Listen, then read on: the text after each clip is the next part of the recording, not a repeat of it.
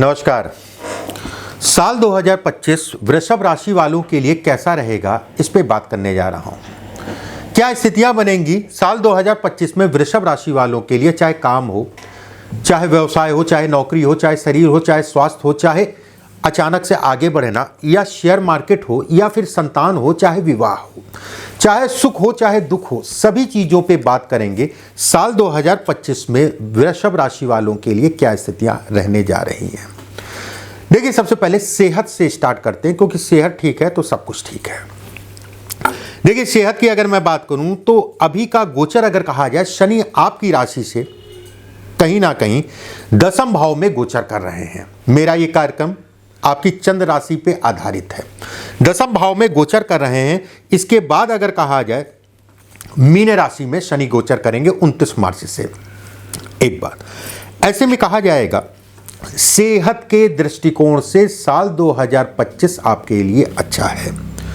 कारण बड़ा स्पष्ट साफ है कि सेहत का मालिक अगर कहा जाए, आपकी राशि के अनुरूप अगर कहा जाए, शुक्र है। और चंद्रमा से अगर कहें तो शुक्र इस साल की शुरुआत में द्वितीय भाव में गोचर से शुरुआत किया है।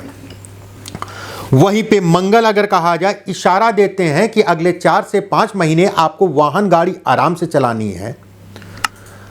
आपके जो भाई हैं, सहोदर जिसे कहा जाएगा, भाई बहन, उनके, और खासकर उसमें भी अगर कहा जाए भाई बहनों को लेके या भाइयों को लेके चिंताओं को दिखाता है। एक बात, उनको भी अपने स्वास्थ्य का ध्यान रखने की आवश्यकता है। स्वास्थ्य के दृष्टिकोण से, वाहन गाड़ी के दृष्टिकोण से अगर कहा जाए तो साल 2025 में ये 4 महीने शुरुआत के मैंने बताया, आपको बहुत सावधानी रखनी है। रही पीछे से कोई बीमारियां हैं, उसमें इंप्रूवमेंट होगा। देह दशा कहीं ना कहीं सुधार होगा। आर्थिक पहलू की बात करते हैं, चाहे वो आपका सरकारी नौकरी हो, चाहे आपका बिजनेस हो, चाहे वो प्राइवेट नौकरी हो। देखिए, अगर मैं करूं, सबसे पहले बात करते हैं बिजनेस की अगर मैं बात करूं, बिजनेस का अधिपति आपकी जो है कहीं ना कहीं 10वें भाव, और दशमेश अगर कहा जाए तो आपके शनि बनते हैं। वहीं 10वें भाव से 10वें भाव का अधिपति अगर कहा जाए मंगल है। ऐसे में कहा जाएगा, व्यक्ति के लिए अप्रैल से सितंबर तक का पीरियड बेहद अच्छा कहलाएगा। बिजनेस में नए प्रपोजल के लिए, नए कामों की शुरुआत करने के लिए। और सबसे बड़ी चीज ये है कि कोई आपका काम अटका है, फंसा हुआ है, या किसी से कोई वाद विवाद है, कोई झगड़े झंझट वाद विवाद चल रहा है, उन सभी चीजों के लिए अप्रैल से लेकर सितंबर तक का पीरियड बेहद अच्छा है। धन की आवक, निवेश, शेयर मार्केट इत्यादि चीजों की अगर मैं बात करूं, उन सभी चीजों के लिए बेहतर है। चीजें आपकी बढ़ती हुई दिख रही हैं।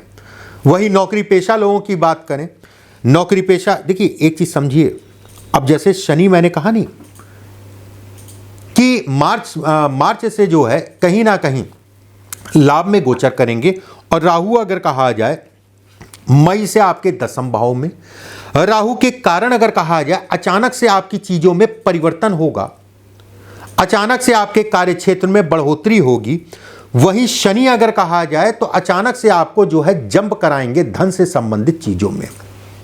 एक बात, और देवगुरु बृहस्पति का साथ मिलने का मतलब यह कहलाएगा, 15 मई से देवगुरु बृहस्पति मिथुन राशि में गोचर करेंगे अक्टूबर तक का।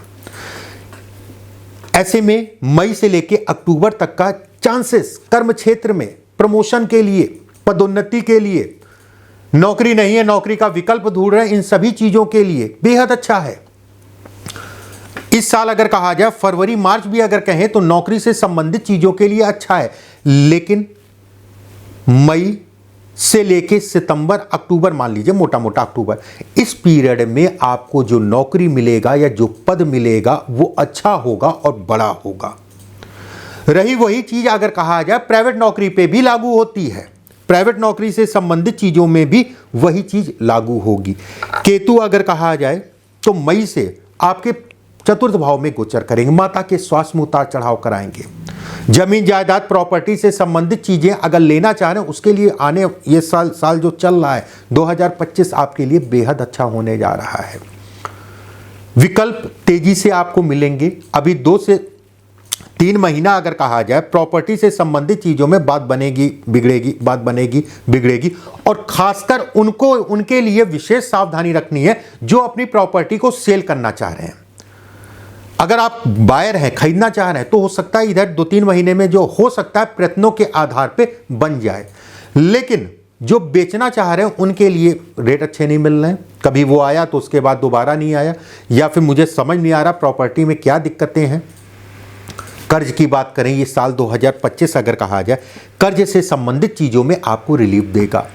रुका हुआ धन, फंसा हुआ धन कहीं आपने जो है लगा रखा था या किसी को दे रखा था, आपका पैसा फंसा है किसी कंपनी में या गवर्नमेंट से संबंधित चीज़ों में, ये धन निकलता हुआ दिख रहा है। ये आपके प्रयासों के आधार पे धन निकल जाएगा मार्च, अप्रैल, मई। इसके बाद अगर कहा जाए सितंबर, अक्टूबर, नवंबर, ये टाइम फ्रेम कर्जा उतारने के लिए भी बहुत अच्छा कहलाएगा और आपका पैसा कहीं फंसा है तो उसके लिए भी बहुत अच्छा है। विवाह की बात करें, रिश्तों की बात करें, थोड़ा सा ये साल अगर कहा जाए तो लोगों को समय ना दे पाना। बहुत सारे मित्र आपके जो छूटे हुए थे, जो आपसे दूर हो गए थे, वो धीरे धीरे फिर से करीब आएंगे। लोगों को समय ना देने के कारण अगर कहा जाए तो परिवार में समय समय पे जो है कहीं ना कहीं शिकायतें उत्पन्न होगी। विदेश के लिए, घर से दूर जाके काम करने के लिए साल 2025 अगर कहा जाए बहुत अच्छा है। विद्यार्थियों की बात करें, देखिए विद्यार्थियों के लिए इस साल अगर कहा जाए ऊर्जादायी है और खासकर अगर कहा जाए मई से लेके नवंबर तक का पीरियड अगर कहें तो ये समय शिक्षा के लिए बेहद अच्छा है।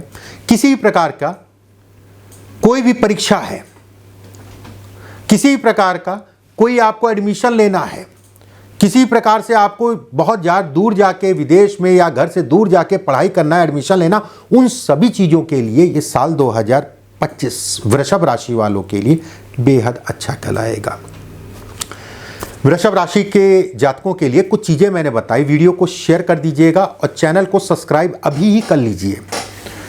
अगली राशि होगी हमारी मिथुन राशि। अभी के लिए बस इतना ही। नमस्कार।